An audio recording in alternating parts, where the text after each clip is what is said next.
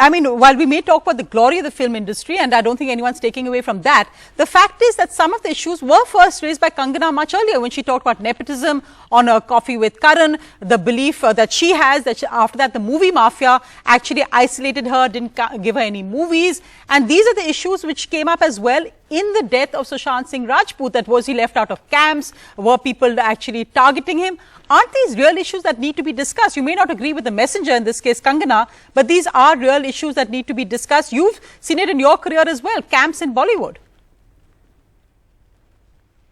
I would like to bring your attention to a very basic fact that first of all, CBI, everybody wanted CBI for Sushant Singh. CBI is doing their best. Narcotic Department is doing their best. So I think all these agencies which are there essentially to do this job, let them do their job and let us wait and not conduct our own operas in the meanwhile. Number one. Number two, this voice that she is raising, I just personally think that it's very selective. And what happens is in the narrative she has to decide, because when you keep on talking, you sort of, get off track with the narrative you're trying to give, because it is far from the truth. That is the only thing that comes across very, very strongly, which is that you're saying on one side that you have been sidelined and you have been ostracized, etc., etc. On one side, you are saying, I don't need only anybody, I'm self-made, I'm self-made, I'm self-made.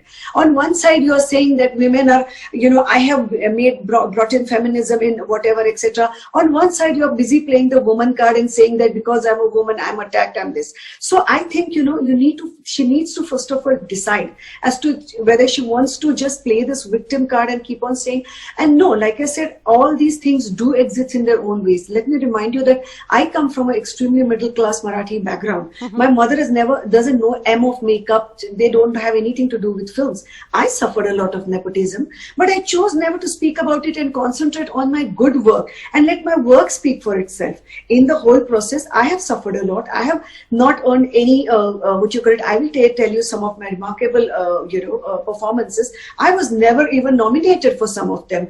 That's all a part and parcel of the big journey that you take. But the journey overall, you have to decide whether you want to remember it for good things or bad. And you have to decide if you want to take up a stand like this, then are you taking it out of a personal vendetta, or you actually want all these things to come out for people? No, but just to ask, because you said that you yourself came from a middle-class Marathi family with no movie background. You faced struggles as well. But isn't it also the fact that in Bollywood there's silence, no one ever speaks about it? In fact, in your movie Rangila, you also played a young girl with dreams coming into a big bad world of the Hindi film industry as well. Did you ever face the movie mafia? Did you ever face the casting couch in your movie journey? No, see, I'm trying to tell you that there are all kinds of things. Aren't all kind of thing people there in your line of work? Every line of work, but it's the choices you have to make, and it's the choices and it's the ideals and principles that you have to be strong upon.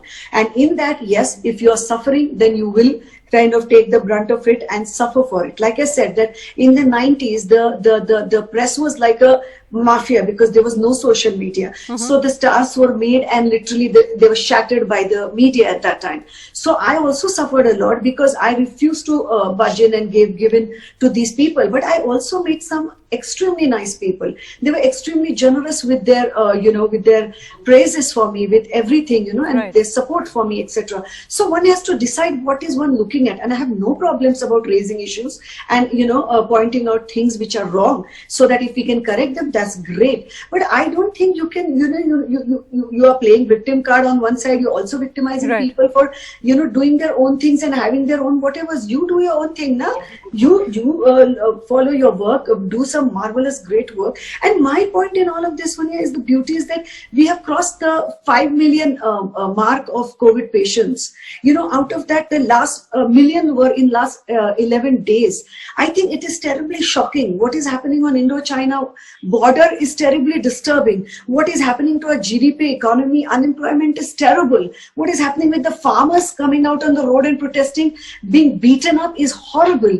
But is anybody talking about all these things? So a person like me with very little sensibility probably or sense, I'm wondering whether all these things are being spoken about because this soap opera is easy to conduct than to actually target the real issues.